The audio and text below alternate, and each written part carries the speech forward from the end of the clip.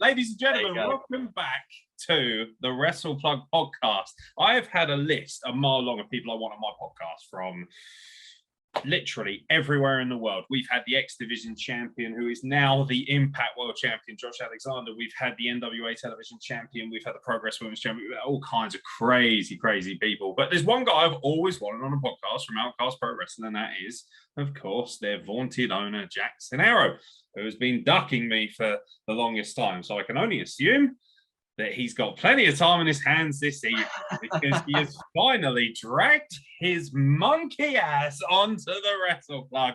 And don't worry, Jackson, you can swear and say whatever you like here, because unlike certain podcasts, it's all uncensored, baby. Welcome to the Wrestle Plug. Thank you very much for having me. I unfortunately couldn't duck you any longer, so I'm actually here now. But no, I'm very much looking forward to it, and you've been very, very patient with me, being incredibly busy, and waited around, and we're finally going to do it, and I'm really looking forward to it. Yeah, no, I respect the fact that you're a busy man, and one of the main reasons that Jackson Aeron is a busy man is because he's disgustingly, at just the age of, I believe, 24, an entrepreneur, a business owner, independent brand recognition, everything you can imagine in professional wrestling, and one of the leading lights of why our industry is rebuilding itself in the right way. So let's start right at the beginning of matters. Everybody watching this knows who Jackson Aeron is, we like to think. But for the small minority of people who are living under a rock, what is Jackson Aeron's representation in British independent wrestling? So I like to wrestle the kind of popular sort of indie style at the moment, which is kind of hard-hitting, high-flying, fast-paced wrestling, but also kind of telling a story while I do it. So that's sort of how I would represent myself as a wrestler. And it's also the kind of the way I would describe Outcast Pro Wrestling, is that it's the way I try to teach guys, and what I try to get them to do is, yet again, sort of wrestle to a fast-paced, high standard, but also to tell a story as they go, and to, you know, just try and make it as entertaining as possible, as well as getting in the cool moves and all that cool shit and stuff like that. Yeah, you're a very accomplished wrestler, but for the people who maybe don't realize, or maybe don't want to look behind the curtain as much, even though we have such a visceral and open kind of door policy now with wrestling, where the curtain has been peeled back beyond belief, we all see beyond, you know, we see the fourth wall, essentially. You're the owner, proprietor, and head trainer at Outcast Pro Wrestling, based on the Isle of Wight. That's been talked about for many a moon, but obviously, for you, I'm more interested in delving into what goes behind that concept. So at 24 years old, to say, I own a wrestling promotion, I train wrestlers, and I am the only remote, and, well, frankly, you are just legit the only wrestling promotion on the Isle of Wight. Sure, there are other people coming over maybe every now and then, once in a blue moon, to put on a show, but they are not Isle of Wight. They are literally just kind of visiting tourists, basically. So for you, you're 24 years old. How do you take on board that mentally? I want to know.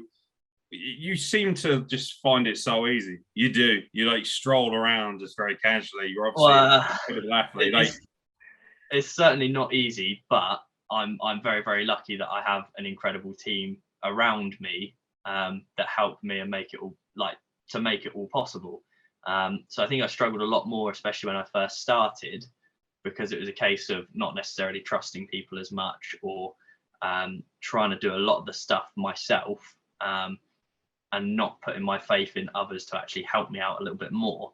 But now I've got all sorts of support. So my better half helps out with all the admin and stuff like that. She does all sorts of stuff for me. We've got Kane, who helps out with a lot of the social media side. Obviously Simon Main makes all of our graphics and posters and stuff like that. And yeah, just a lot of people helping out in the overall product to make it a better production for everybody.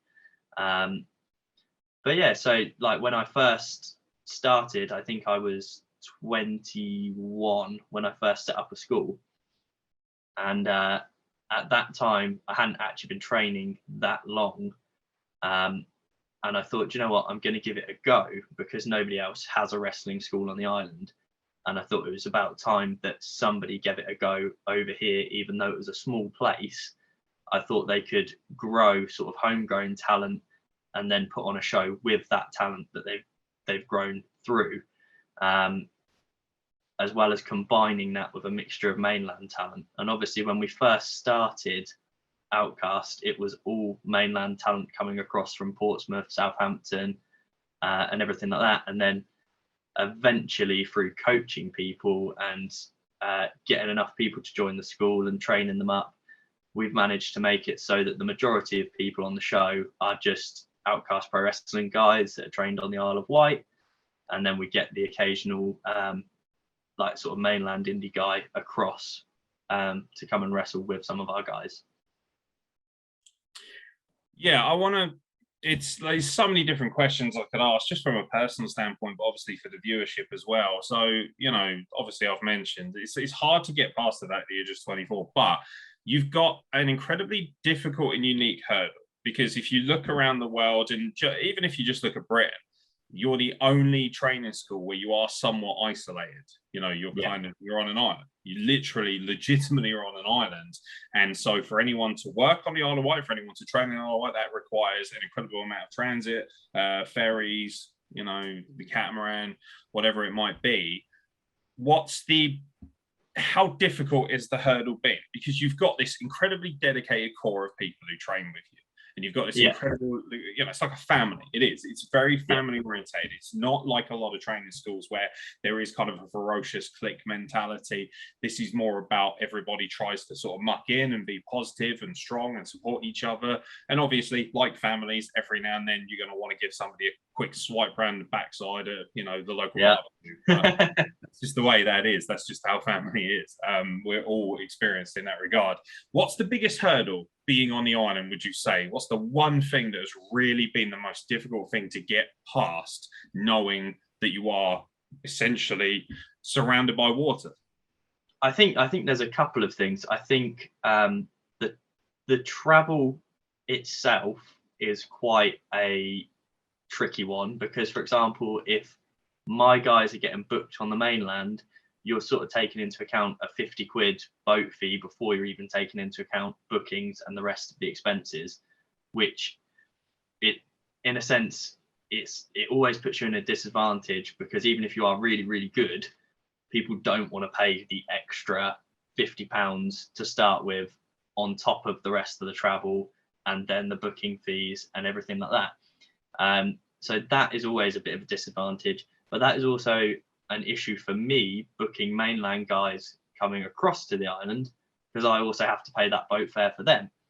So I think that has been an issue, but now that we've got our own homegrown sort of talent, it's not as much of an issue, because I can book more of my own island guys to do Outcast shows, and then just bring in the occasional sort of big talent or a couple of mainland guys to come and fill spots. And stuff like that. And that's really good for the Outcast guys as well, because they get really excited to work different people. So when we do get the chance to bring over people from the mainland, people like Kelly Six and the Rebellion and people like this, the guys are really excited to work with them, because they don't get to work with them as often as they would if they lived in, say, London or somewhere like that, where they would get more booking opportunities against guys of that caliber. I think another issue for the island itself is, I think a lot of people kind of look at it as, oh, these are just the local guys doing a local performance, and they don't see it as this is a professional show, and the people that are working on these shows are working really hard, and some of which are, you know, the best, or some of the best in the country. So you have guys like, we've had guys like Tucker fly in and do shows, and he was absolutely incredible. And obviously recently we had Axton Ray and Blanco Loco, Dream Girl Ellie come over from the States and do stuff with us. So I think it's kind of trying to get rid of that it's just a small local thing mentality to actually this is a really cool thing we've got going on here on the island, and we should take advantage of it and go and watch it because it is a really cool thing that we've got and it's right on our doorstep. The culture of the Isle of Wight is different. Like it's almost like its own entity. You feel in some ways like you're going on holiday, you're going abroad. There's a different pace, there's a different mentality, there's a different attitude to how people perceive life and how they work around that. And so what that means is that you have kind of formed your own culture.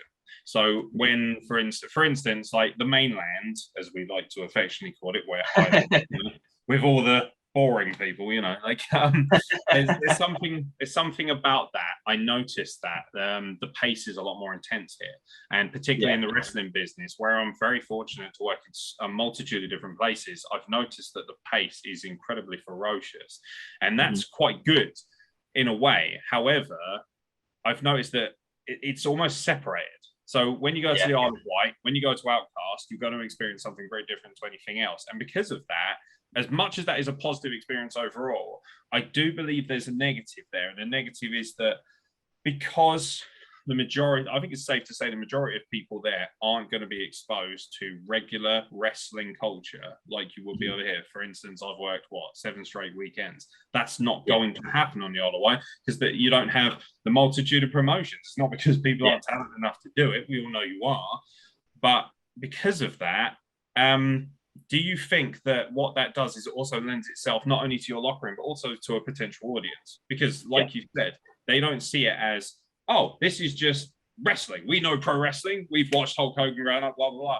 Actually, do you feel that you're kind of essentially stunted further than most? Because it's not like wrestling is not like just a part of our society. It's not a generally accepted part of culture on the Isle of Wight. I think it's a little bit more of a casual audience when we get fans coming in. They're kind of a little bit more like, sort of, they might have watched the occasional WWE show, but they don't necessarily follow indie wrestling, which is something that's really changed a lot since we've had like the wrestling school in Sandown. Is a lot of the people that, and we've started running more regular shows, a lot of the people that first came to the shows and only knew stuff about WWE, and they'd stay behind after the shows and have conversations with me about WWE and stuff like that. And I'd kind of be like, you do know there's more to wrestling than just WWE, like us, for example. And all of a sudden now the people that stay behind are talking to me about all sorts of different promotions. They're talking to me about AEW, they're talking to me about New Japan, they're talking to me about Ring of Honor, they're talking to me about GCW and stuff like that, which is really cool to have sort of seen a shift in the fans that constantly come, see a shift in their mentality where they're like, oh, okay, if Outcast are out here doing stuff, then there must be different indie promotions, and let's look up some of them. And they've looked some of them up and they're like, oh, this stuff's really cool, I'm going to follow this more so than the mainstream product that I was following before. Has it been difficult to turn people's attention towards your promotion in the same? For instance, I can start a promotion tomorrow, and I can make it on the mainland. I can say, I don't know, coming to London, Wrestle Plug Wrestling.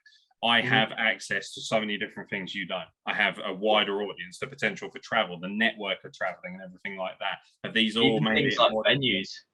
Yeah, exactly. That's the other thing as well. Like, people think that, I don't think people realize just how little access you have to things over there in comparison to the mainland, at least.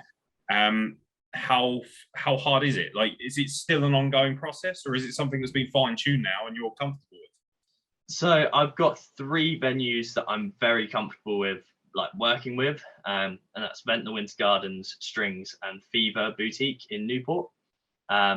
So those are sort of my 3 go-to venues. We are looking into having more venues sort of around the island in different places.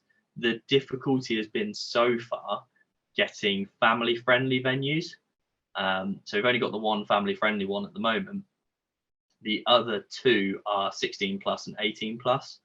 And that's simply because they have the size to fit in a wrestling ring, and they're in a better location than our family friendly one, which is out the way in the sticks in Ventnor,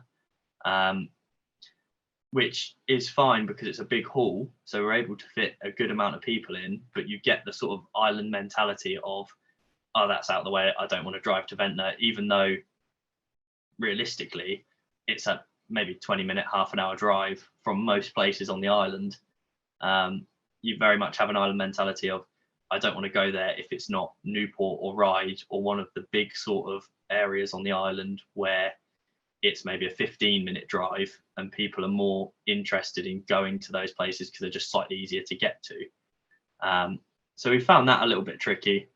So yeah, we're hoping to get more venues around sort of Newport, Cowes sort of area, slightly bigger towns. This is the thing, like we don't even have any cities on the island. It's literally just all different towns and villages. So I think it's hard to find a good area to put on a show, and then also to find people to pull into the show, especially if they're not from that area. It's very hard to get people to go to different towns or villages and spend their time and money going to a wrestling show. How badly did COVID affect business for you? Because even on the mainland, we suffered tremendously, but you've got access to a very limited amount of people in comparison to everybody else. So was it literally a case of, this is probably the most difficult hurdle we'll ever have to undertake? I think the only reason we're still in business is because we had the wrestling school. And because we had the wrestling school, we got the grants for having a building and stuff like that. So that helped us out massively in order to keep us open. Otherwise, we wouldn't have made it through COVID. So those grants really helped us out. In terms of people dropping off, we literally just had to follow the guidance. So obviously we didn't run any shows when we weren't able to. And then we started coming back with socially distanced, like one person in the ring training sessions. So it was literally just one person would go in, they'd do some cardio stuff, they'd do some flips, they'd finish their session. I'd go and clean the ropes, like spray all the floors, everything like that. And then the next person had come in, I'd sit well away at my desk, and then they'd come in and do the same again, and they'd just do different flips. But it would literally be, right, you book in a 1 hour slot, give me half an hour, 45 minutes between so that I can clean everything, and then we'll book in a different person for the next hour, and then go like that. Luckily, a lot of my wrestlers were very supportive, and they also desperately wanted to get back in the ring after not being in the ring for an awfully long amount of time. So a lot of them kind of said, all right, this isn't ideal, but it's better than not being able to do anything. So we'll jump in and we'll do that. And then obviously when the restrictions eased, I think we had a show, and I think there was a restriction brought back a month, and the restrictions were due to end something like 2 days before the show. So we kept our show penciled in.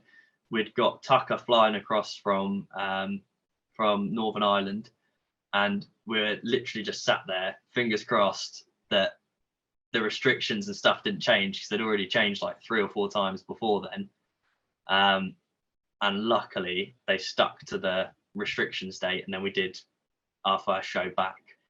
And that was an amazing feeling to have people back in the crowd. But it was a little bit it's always going to be a little bit almost nervy when people are first coming back, because you're like, right, we've got to socially distance people, we've got to make sure that people are not sat in more than 6 or anything like that. And it was very, very stressful. But I thought that was the most sort of stressful part, was not knowing if the restrictions were going to change or if they're going to stay the same. because we got the grants, and that kind of tied us over financially. What's the really greatest source of pride of what you've achieved so far as a head trainer and also an owner of this promotion? Okay, so there's a few things that really like hit me, and one of them was quite recently and actually got me a little bit emotional.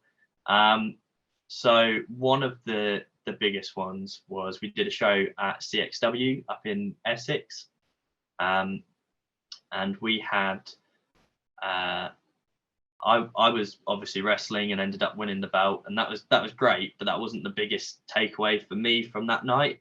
It was that we had, I think it was 16 or 18 of our Outcast Pro Wrestling wrestlers wrestling on that roster. And I thought that was really, really cool because, you know, if we look back maybe 3 or 4 years, there was maybe 1 or 2 of those guys that were in the industry before. And now there was sort of 16, 18 people doing a show up in Essex quite soon after lockdown, all getting an opportunity. And that was really, really cool. And another one was at CWP not long ago.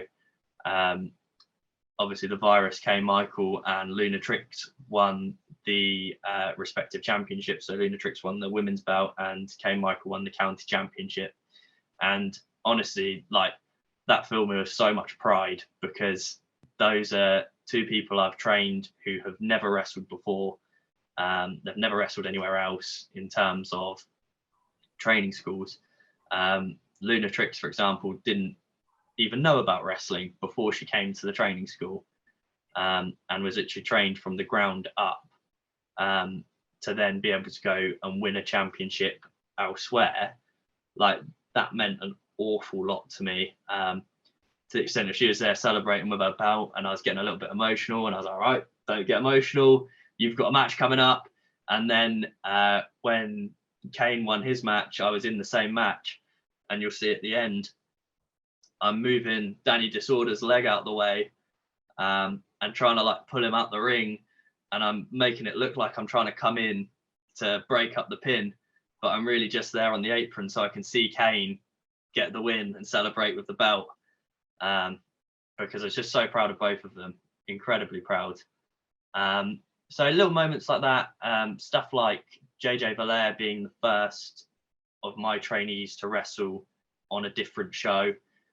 So he wrestled at Strike, and did all sorts of stuff at Strike down in Bournemouth, and then ended up wrestling me there, which was really good fun. But yeah, there's all sorts that I'm proud of, even bringing guys across from America to the Isle of Wight for a wrestling show, which, you know, 3 years ago, I'd have thought you were absolutely crazy if I said, I'm going to bring guys across from America to wrestle on the island. And yeah, we've managed to do it this year. So there's an awful lot that I'm proud of, and there's an awful lot that we're going to keep doing that I'm going to be incredibly proud of. But those are just some of the things that really, really, when I sit back and look at it, and like sometimes I question myself and I'm like, am I doing a good job or whatever? And I look at those things and I think, do you know what? I'm doing okay. I'm doing the best I can. It's 11 o'clock. Thank you very much. It's 11 o'clock. Apparently the ITV guy lives in your house as well. It's 11 o'clock. Wake up. Good stuff. Good stuff. We're related. Yeah, let's switch gears now that we've been told how late it is, and you know, like, we're already busting kayfabe. People don't need to know what time we record this shit. Yeah, no, absolutely. Thank you. I completely forgot about that. That's good stuff. I like that. Every time. Yeah, that'll be the only run-in you'll get on this podcast, ladies and gentlemen. We hope. Oh, don't worry. When we hit 12 o'clock, it will do it again. It's 12 o'clock. Yeah, and then when it hits 1 o'clock, that's when Rudy Root rises from the grave. And oh God, that's when we all go to bed. So yeah, he goes into his full moon mode, and we're off to bed. So it's, you know what, we've mentioned him, and I think it's quite apt because for me, one of the big identities, one of the big DNA kind of sample, so to speak, for lack of a better term, that is running right through the middle of Outcast is this rivalry you've had with Rudy Root, which is extended for so long, injuries, attacks, personal vitriol, things like that. But there's also been a sequence of matches that have stood the test, and the time of quality that is put into training and put into the work ethic of Outcast Pro Wrestling. Is it fair to say that's the key rivalry? That's what kind of is the spine of what Outcast has done from a storytelling perspective? Yeah, I think so. I think it kind of was leading up to it for a little while. So one thing I'm really proud of personally is if you watch sort of my title reign as I'm going through match to match to match, you kind of see my character start to get more and more cocky. And I'm starting to get more and more cocky. And then eventually me and Rudy have this, but I'm still getting cheered. I'm still doing babyface stuff, but I'm starting to be a little bit more and more cocky. And then me and Rudy Root win the tag team championships, which was completely by chance and changed on the night. Because funny enough, our opponents were supposed to be going over, and somebody picked up an injury on the show. There was quite a lengthy delay, and the tag team match was the main event. And I sat there and I said to the guys, I'm so sorry, but we need to send them home happy after such a long delay. Because to be fair to them, the crowd were incredible, and they stuck around for the whole thing, even when sort of the guys being taken away. And I said to the guys, look, we need to just send them home happy. We need to have a happy crowd at the end of this. We can't let them leave with a sour taste in their mouth, the heels going over. And to be fair to both the guys, they weren't happy about it on the night, but now they look back at it and they're like, do you know what? You made the right choice there from a booking standpoint. That was absolutely the right choice. And then from there, we were like, okay, let's see what sort of a story we can tell with this. Because I was the OPW champion at the time. So I was then the OPW and the tag team champion. And I was like, you know what? It'd be cool if we had a sort of rivalry between me and Rudy, who are the current tag team champions at that time. So we threw together the tag team of Alex Kent and Victor Logan, who are kind of a dysfunctional tag team. Alex Kent's a babyface and Victor Logan's a heel. So they obviously bounce off each other, and they're two very big characters, which is an incredible amount of fun. And both of those guys are doing so well, and like have absolutely smashed it since day one of being put together as a tag team. So we decided to have the tag match, and Rudy Root cost me the match because I went up for my finish, the bolt from the blue, the springboard 180 forearm, and Rudy Root tagged himself in. And then later that night, me and Rudy Root had a title match, and I hadn't fully turned heel at this point, but I was showing that I was more and more aggressive, and I was really frustrated at Rudy for sort of costing us the tag belts. And sort of my frustration then got the better of me. I injured my ankle. Rudy Root then capitalized on that. He's never won a match by submission before. He ended up slapping me in 4 ankle locks, and I end up tapping out. He gets a massive response because Rudy is an incredible worker and an incredible babyface. So it got a massive response from all the fans. And then after that, I gave him a hug. I said, we did our little promo thing. I said how much he deserved it. Handed him over the belt.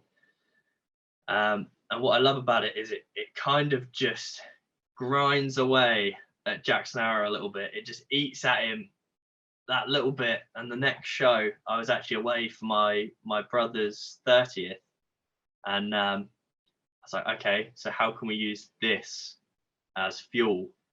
Right, okay, Jackson Arrow is going to be really annoyed that he wasn't put on this show. And it's almost like as soon as he's lost the belt, he's lost all sorts of meaning, and he's lost himself. So Rudy had a legit injury that he wasn't going to be able to wrestle on the next show. So I was like, okay, how are we going to fit this in with some sort of storyline again? Right, I'm going to attack him. So I attacked him, which then meant that he could cut a promo on the show and say that he wasn't able to wrestle, but he didn't know who his attacker was. I then attacked him again on the show, and sort of revealed that it was me. And then from there, we've led into, we had a fatal 4-way, which was with Tucker and JJ Valair, and I ended up getting lost Rudy's title for him, which led to me and Rudy's sort of frustrations rising, and it led to a match between me and Rudy, the blow-off match, where if I won, I got to keep my head of security, Drew Wilson, and I got to become Outcast Pro Wrestling general manager. And if Rudy won, then Drew Wilson was sort of fired from my security, and I obviously wouldn't be Outcast Pro Wrestling general manager. And yeah, I think it told a story quite nicely to get to that point. And then, yeah, we had the match, and I ended up winning with a little bit of help from Drew. And yeah, so it's worked quite nicely, I think, to tell the story up to that point. But a lot of it kind of fell into place through coincidence, and a lot of it was like, right, let's try and make the best out of what we've got and tell a story from that. And I think it worked really well. You noticed when you were speaking about that, you mentioned the fact you were Outcast Pro Wrestling champion and also simultaneously tag team champion at a certain point, albeit not for too long, it has to be said, because of Rudy's incompetence, which is not really a surprise, to be honest. He's an idiot. Outrageous. You know, it's a joke. You know, stick to the video games, kid. But for me, it's like, whatever. Like, it doesn't bother me, honey. It doesn't bother me. And it never will. For me, I'm very curious, and I want to ask this question. As you know, I'm not going to kiss your ass. The perception for a lot of people will be, you are the promoter, you are the owner of Outcast Pro Wrestling. I think people can find that out pretty quickly and pretty easily if they want to. So then they watch your product and they see that you are the champion, and then they see that you're also tag team champion. First of all, of course, people are going to say, well, he's just putting himself over. But there's also that perception of, I imagine it must have been going through your minds, because you do think about everything. Yeah. Were you worried that the perception would be that you were essentially that guy? Yes, massively. So when I first put myself over for the OPW heavyweight title, Kelly Six had just relinquished the belt because he was getting booked everywhere.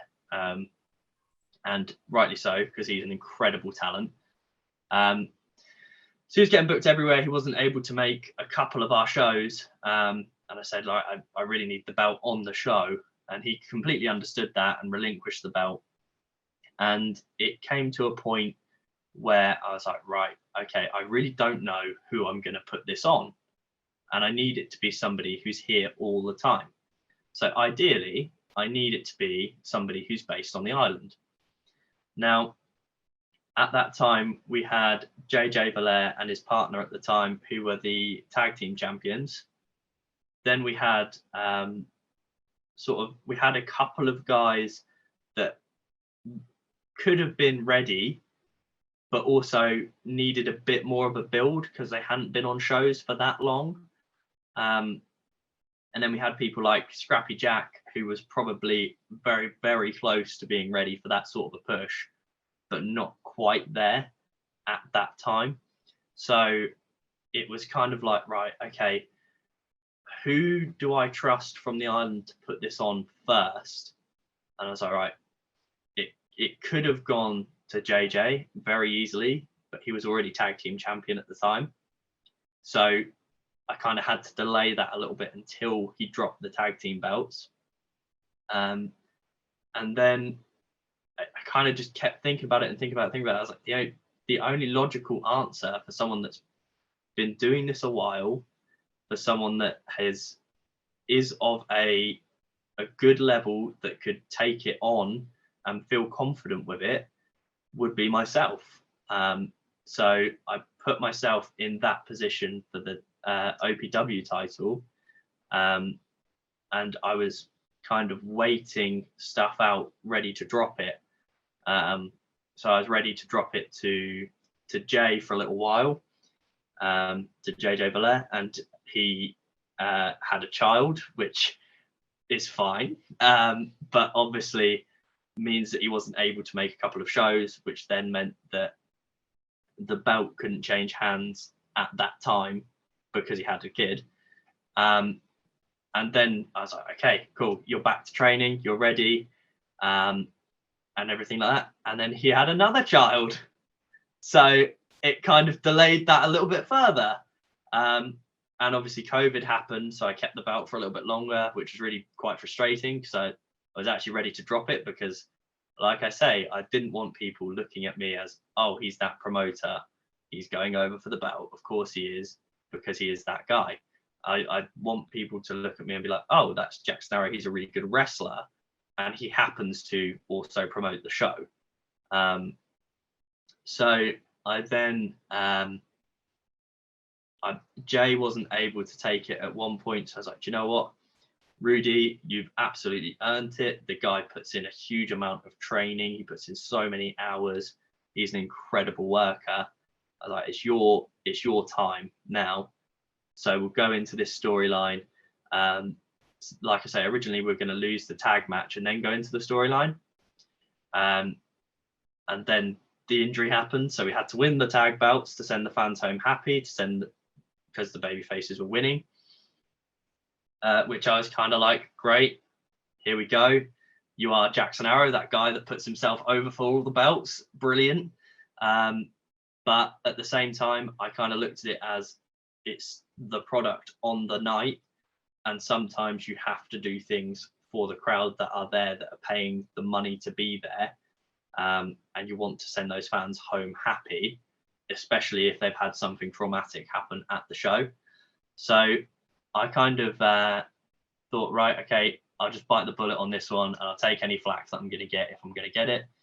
And then, yeah, obviously, as soon as I could, which was the next show after, I dropped both belts. So, in a sense, I've been the longest reigning OPW champion, but the whole way throughout the reign, I was trying to find a way of dropping it off to somebody else. So it's one of those crazy things, isn't it, that you sit there and think, wow, that guy, if you're looking at it from an external standpoint, you might think, wow, that guy's really putting himself over and really giving himself the big push. But really, it was kind of trying to find the right time and the right person to drop it to. Yeah, I'm curious, because obviously you made a statement in there about how you didn't want to put it on JJ when he was tag team champion, but then you wound up holding both the tag titles and the heavyweight title. Is that purely out of necessity for a storyline? Because some people might sit there and say, well, that's a little bit hypocritical of you to say that when you put both belts on yourself. It was purely out of necessity for that one show, in a sense of, when somebody got injured, you had to then send the crowd home happy because it was quite a long delay. So with that delay, I had to send the crowd home happy, and it just happened to be me and Rudy in the main event that were the baby faces. If, for example, I had been on the heel team that night and I was supposed to be winning the belts, the baby faces would have retained, because that was what needed to happen. The baby faces needed to win to send that crowd home happy. I can sit here and tell everyone how great Outcast is, and it is, but it's one of those things of, I don't believe in bullshit, positivity. I believe in positivity through work and respect and earning Absolutely. It. I don't believe that, like, for instance, if I get in your ring of training and hurt somebody, accident or not, it's not a case of it's not a positive reinforcement thing in that regard. It's not like, hey, well, you tried your best. I mean, you decapitated someone, but you tried your best. Not gonna fly. So you've done all these amazing things. Outcast is probably in the strongest position it's ever been in. What is, in your opinion, the weakest point that Outcast has right now? Production value, for sure. So, and I'm not talking about like our camera guys, because I think they are fantastic. So we've got Sam and Simon that do a lot of camera work. But in terms of lighting, in terms of entranceway, little things like that could really change and scale up our product. In terms of all sorts, really. Little things like advertising videos that you do for us are incredible. However, we haven't had those before. So that would have been a weak point before you started doing them for us, and they have been insane. So I'd say little things like that. Maybe advertising as well, because it's quite hard to advertise on the island. There's not a great deal of sort of big promotional areas where you can just get posters up, or you can get a big banner or anything of that nature. So I'd say those sort of things are probably our sort of biggest weaknesses.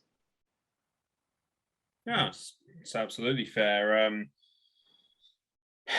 It's a weird thing, because obviously my predominant job in wrestling is to make people's stuff look good. It's basically the brass tacks of it, and you lose count of how many promotions, and they sort of say to you, like, the footage looks good, but the promotion doesn't look like it. It's like, well, I'm only here to record it in the best way possible. Yeah. It's up to you to dress it up. You can take shots of anybody with a camera, but ultimately, models need to provide themselves in a certain light. They need to, maybe it's makeup with, departments of whatever, fashion. There's a multitude of things that you can do there. So, we appreciate honesty here. Yeah. You just had a show, April 23rd. I say just, obviously, by the time this comes out, we'll be veering into your forthcoming upcoming shows, which is fine. We'll talk about those as well. Is it difficult to feel like every show is your best show? Do you feel that way, or do you feel like what's the hardest thing to get? Is it consistency, or is it just accepting? I think all shows.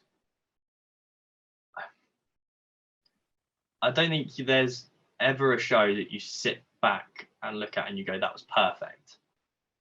And I don't think there ever can be, because I think there's always room to improve. So I don't think I'd ever sit back and watch a show and go, wow, that was perfect. I personally, I don't really like watching my own stuff back, because I always sit there and go, right, I'm going to be really harsh on myself, and that bit looked bad and that bit looked bad. And sometimes when you're in there and it feels really good, and you watch it back and it doesn't look as good as it felt, you're like, that sucks.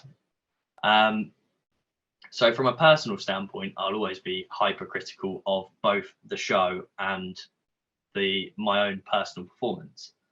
In terms of the shows, I think it's all about giving a balance and a variety, whether that's through the people that are on the show and the people's abilities on the show as well, because you're always going to have.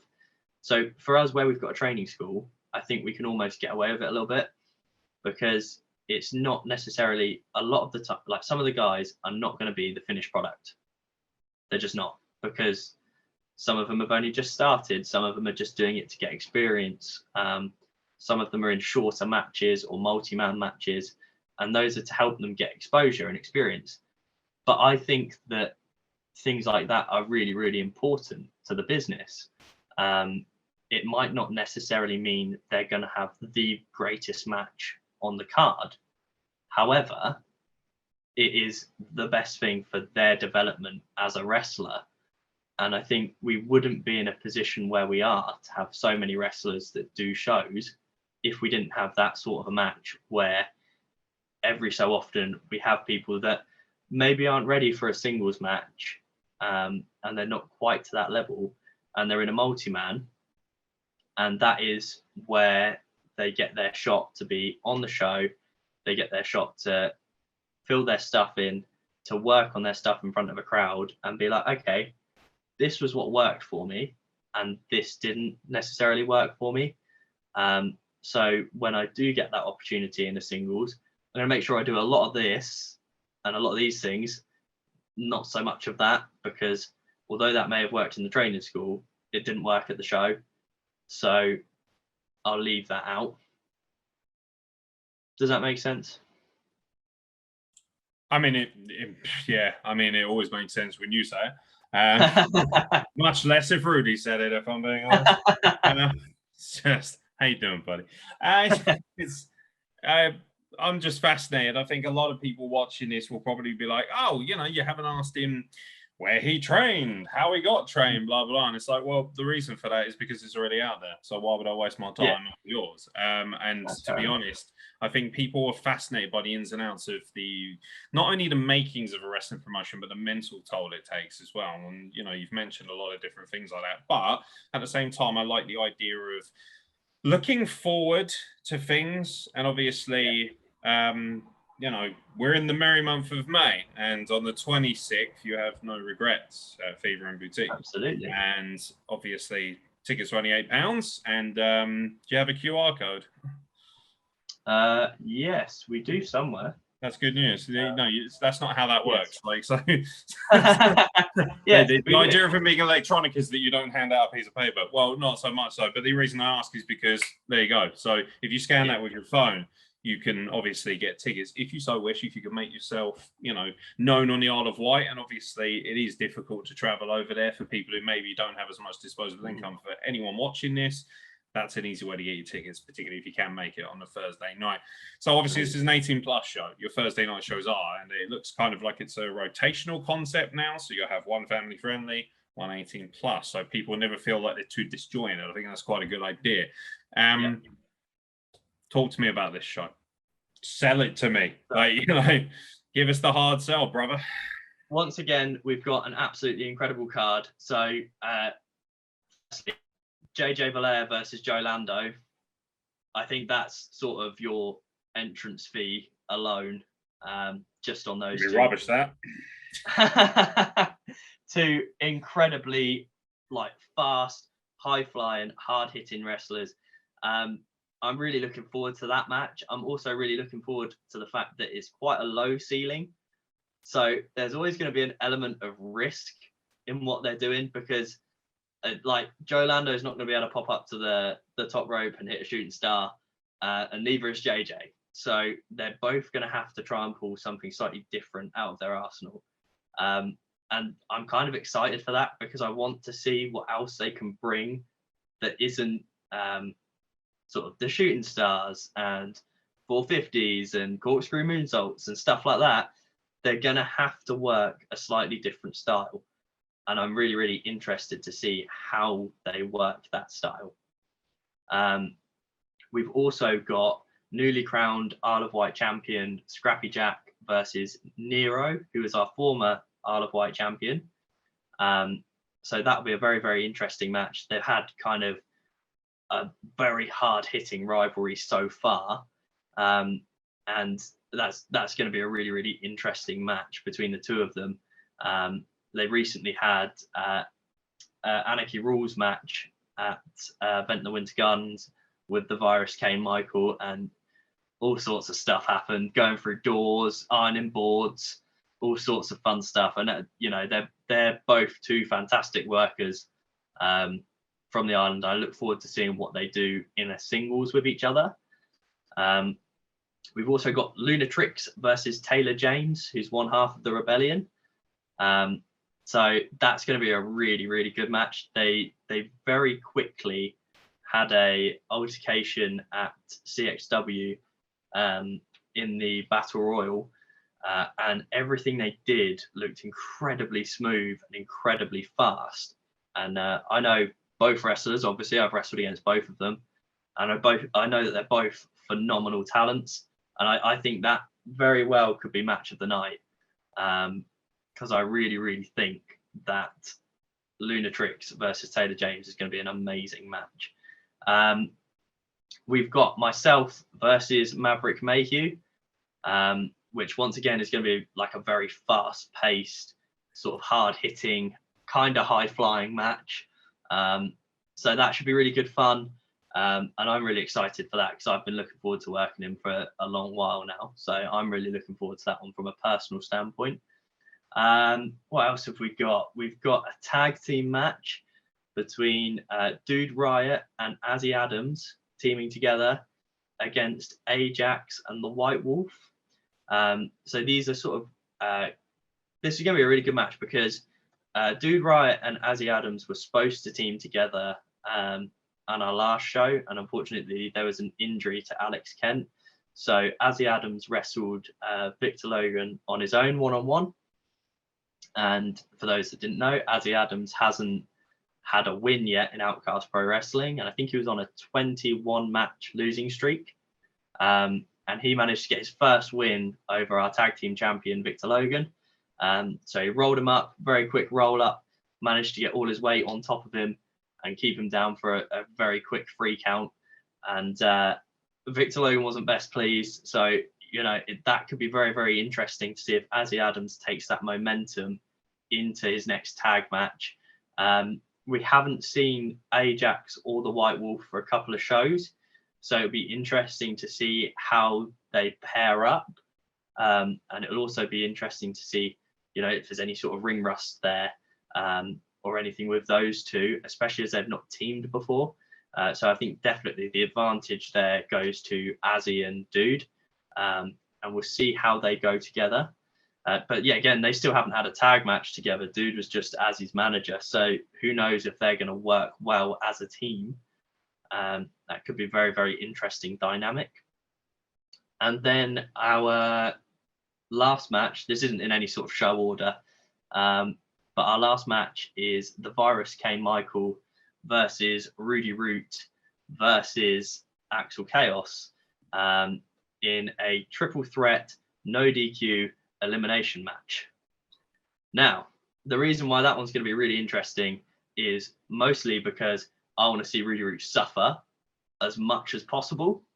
So I'm going to chuck him in there with the Virus who I've wrestled, who I know is incredibly brutal and an amazing wrestler, and Axel Chaos, who, when he joined the Cult of the Apocalypse, actually turned his back on his partner at the time, which was Rudy Root. So interesting how things have come full circle in that sense of the Cult turned their back on Axel Chaos. But when Axel Chaos originally turned his back, it was on Rudy Root. So that will be an interesting dynamic in that match, because obviously you've got anything that can happen with the Virus. He's so unpredictable, pain, uncertainty, panic. He literally, you know, he does a lot of crazy stuff and he can make crazy things happen out of nowhere. You've got Rudy Root, who is a former Outcast Pro Wrestling heavyweight champion, and has been on a little bit of a downward spiral since losing the belt. He obviously lost the belt in the Fatal 4-Way with JJ Belair and then lost to me. So it'll be interesting to see if he can pick himself up and start to get a win. And then you've got Axel Chaos, who recently got turned on by the Cult of the Apocalypse. But not only that, he recently lost in the Fatal 4-Way match, and he got eliminated and ended up losing to Newt, who is from the Cult of the Apocalypse. So it kind of is a big match together of all sorts of things leading into this triple threat match for a massive blow off for all of them. So it's all come full circle all the way around, and we'll see who leaves with the win. Yeah, it's going to be intriguing, I think is probably the right word there, and definitely an easy sell at £8 for a ticket, and that's obviously 18 plus. It is just a flat £8 entrance fee at Fever and Boutique on Newport, Isle of Wight on the 26th of May.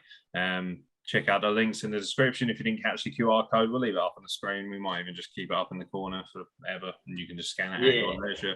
Obviously, I know not everybody's down with the QR code nonsense, so the links are also available in the descriptions of the podcast. And I mean, I'm all for Rudy Root suffering at any point. I mean, he's in suffering. I mean, he causes enough suffering to me with his elongated soliloquies that he calls promos. Now I look forward to him looking up in the dictionary what soliloquy is. Have fun with that one, buddy. I'll give you a clue. It starts with an S, not a C. But no, you got to confuse him first. Let's do word association, Jackson Aeron. Let's see. God. Yeah, you thought you were going to get away with that, didn't you? I did. I did think I was going to get away with that. Just because dudes at ringside gave you an easy time doesn't mean you're going to get it here. They did. You know why? Because there are a couple of marks. That's why. My friends over in America. If they're watching, hey guys. Yeah. See how many bookings they get you, honey. No. So yeah, you just remember who can butter the bread the most. And ultimately, those guys don't even have a fridge, so I don't know where they're going to get their butter from. Right. Now, obviously, I know you well, and I know a lot of people that know you well.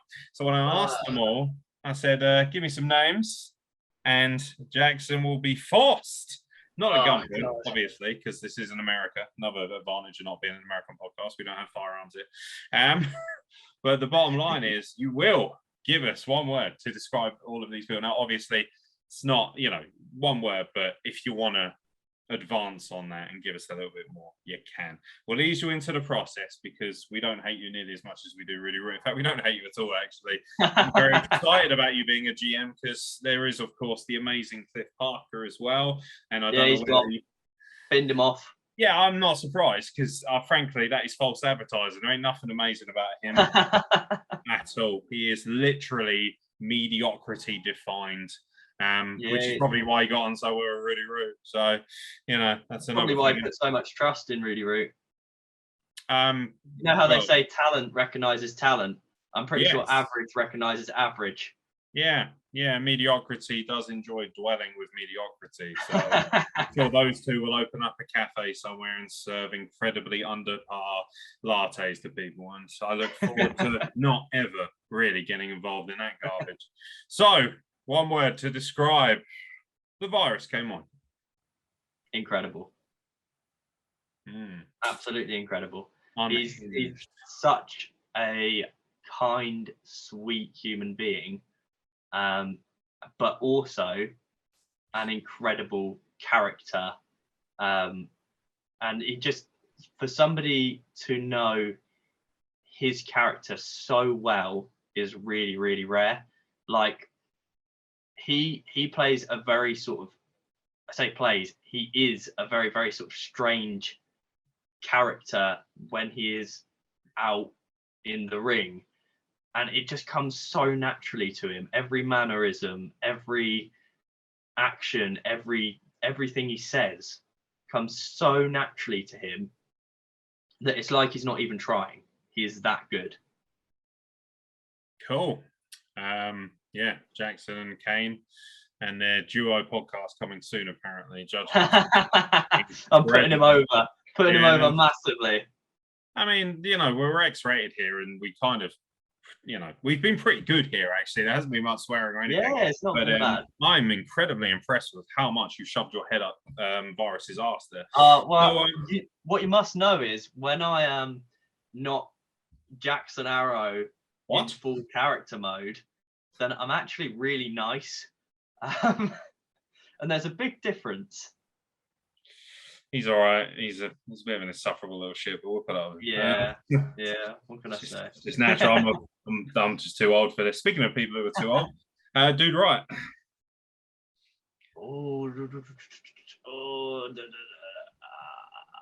Hard worker. Is that hyphenated? Yes. Cool. Rudy, it begins with an H. Look it up in the dictionary, buddy. Ajax. Lovely. He's a very, very sweet guy. Why is it not pronounced Ajax? That is a good question. Are you worried about copyright? When he when he first showed me the name and said Ajax. It's an old name and it whatever Spartan name or something. I was like, okay, that is Ajax. That is Ajax Football Club. And he was like, no, it's Ajax. Oh, okay. Yeah, sorry, buddy, but I think more people know who Dennis Bergkamp is than you. So it is what it is. I don't think he's a massive football fan, to be fair. Really, that does surprise me. So I don't think it's I was really looking forward to talking about Clarence Seedorf with him. Okay, just there's no respect for the craft here. There really isn't. One word to describe Lunatrix. No, I'm not good at this. There's not really words that just pop into my head. Lunatrix. I can't describe her in one word. She is both amazing and a nightmare at the same time. But most of the time, she is amazing. She is one of those people that will turn around to me and be like, Jackson, you haven't done this, you haven't done this, you haven't done this, and really like hurry up and do it now, and really nag me to do it. But she's only doing it for my own good because I actually need it done for the show, and she's doing it for the show, not to nag. And but also she is so incredibly kind and sweet to everybody. That she's an amazing person. So I can't sum her up in one word. Yes, and obviously she must have a controlling interest in the company to get such a quality review. That's fine. You keep kissing ass because you're not going to be able to do that for too much longer. Because I will. Don't you worry. I'll do it to everybody. That's. I look forward because there's some names on here, and I'll be astonished you can get away with that nonsense with these boys. Okay. But obviously, you're very popular, judged by some of these names. These are designed specifically to cause turmoil, either for me or for you, I think. Oh, okay. Yeah, I can see shit houses is basically what I'm going to call that. And I know something about shit housery on this podcast.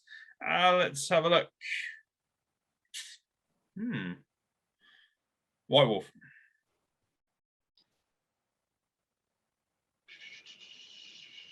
See, I'm not good at this. I'm not good at doing it fast. Some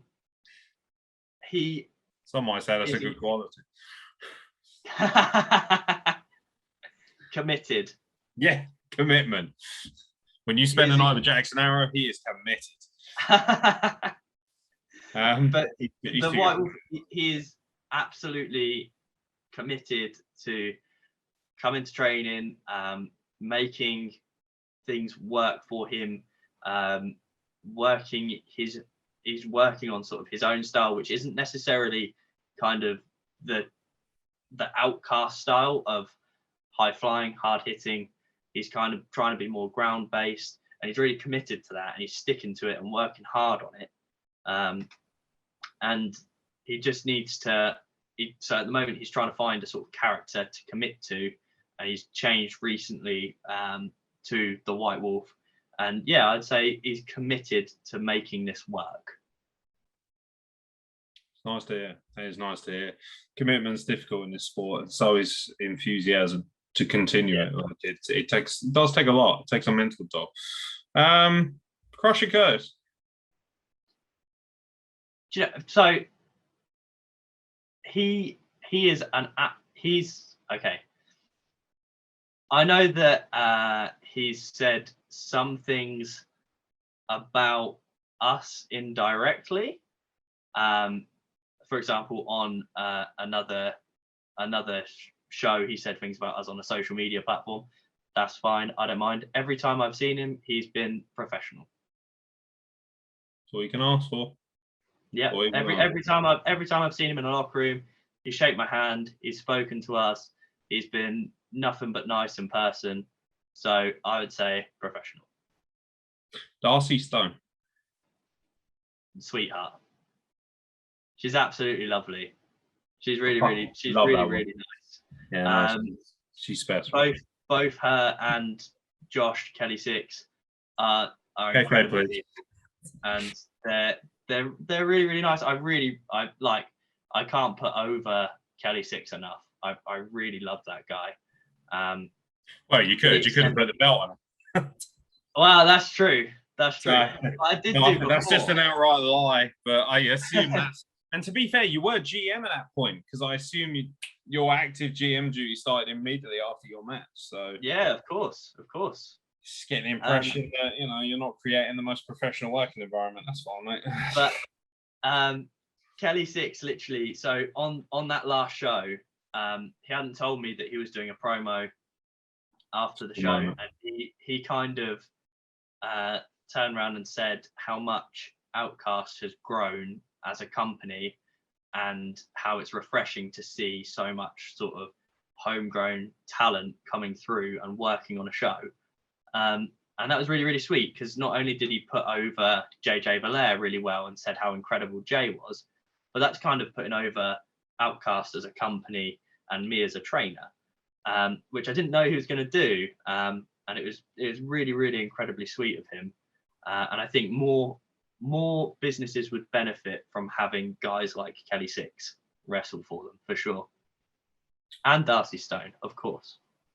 Yeah, I was going to say, I mean, Darcy's just awesome. Like, awesome. I like Kelly Six. He's all right. He's not bad. He's, those are different levels of professionalism. Those are kind of like standard bearers for how you should behave and how you should represent yourself in our sport. So you'll always get a lot of time on that. Not too many more now. Just about another 25. Just kidding. Obviously not. I have to go to bed at some point as well. Normally this is where I wake up, so this is a bit disturbing for me at the best of times. Let's pick through. One word to describe 4 men. The Knobs. Amazing. Dirty. Yeah. Amazing. They are lovely. All 4 of them are really, really nice. I've really enjoyed CWP working with all 4 of them, actually. Because I really enjoyed not being there, so I didn't have to tolerate them. I don't blame you. But no, to the extent of I've not really met Simon much before the last CWP, but I got on really well with him. Planning the match was super easy. I had a little joke with him first, saying like, "Oh, we'll do a Canadian Destroyer tonight," and he was kind of like, "Oh, I've never done one," and I was like, "Oh, do you want to do one? Because if you've not done one before, we might as well actually throw one in, and that'd be quite a lot of fun." Because I was kind of like, well, if this guy's never done one, it might be because nobody has wanted to take one before. So let's give him that opportunity to do, something cool and different. And he was like, yeah, sure. So we went through it a couple of times before and managed to nail that. I think Ebenezer the Geezer is kind of like Kane in a sense of he knows his gimmick so well, and he's able to just that's the thing.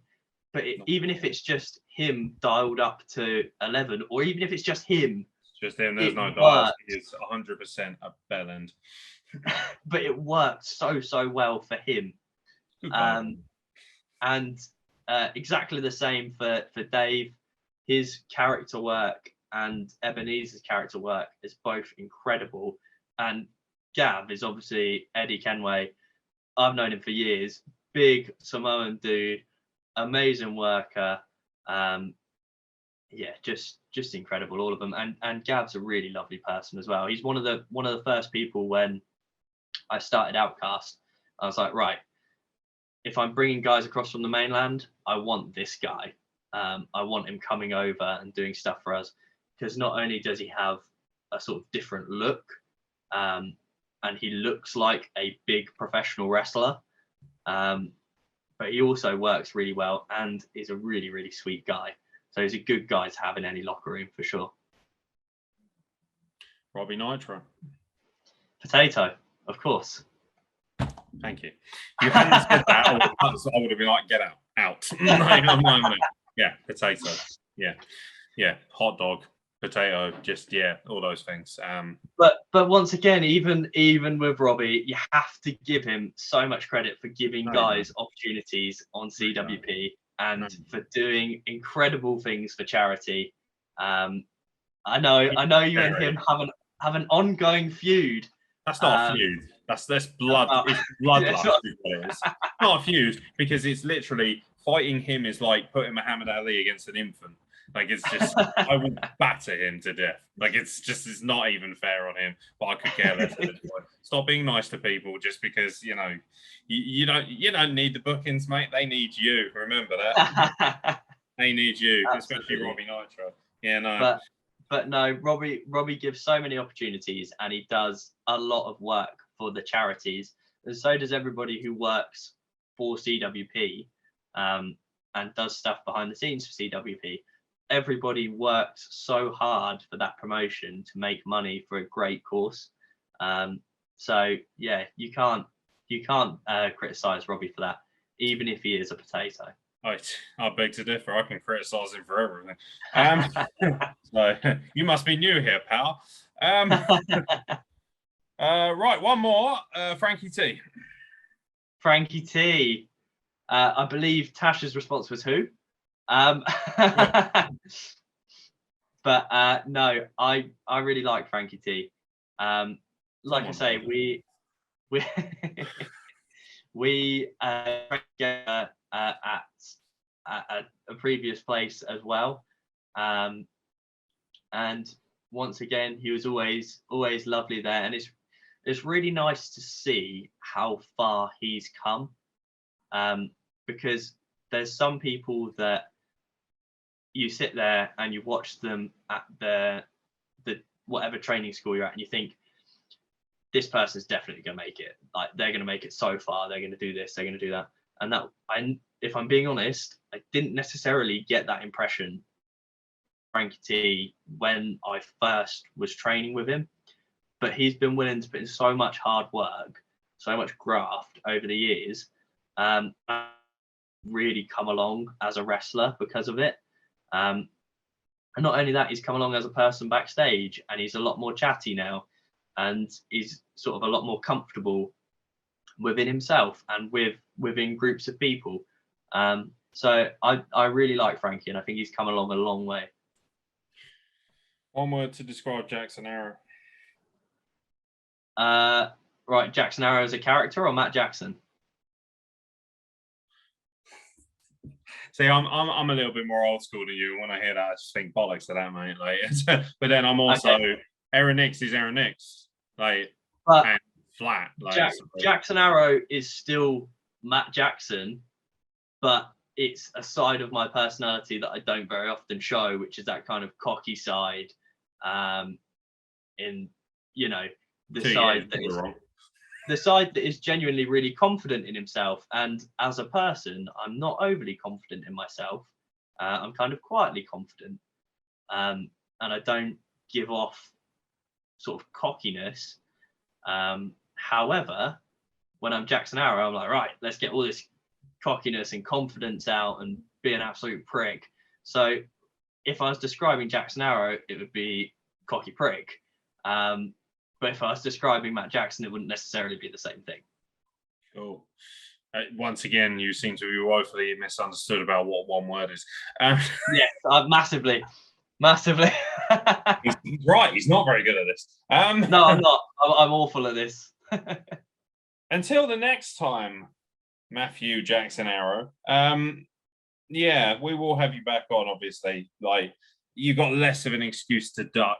I assume that dudes at ringside have some sort of contractual agreement where they get first dibs, which is cool. So as I always say, my friend, as I always say, shit before shovel.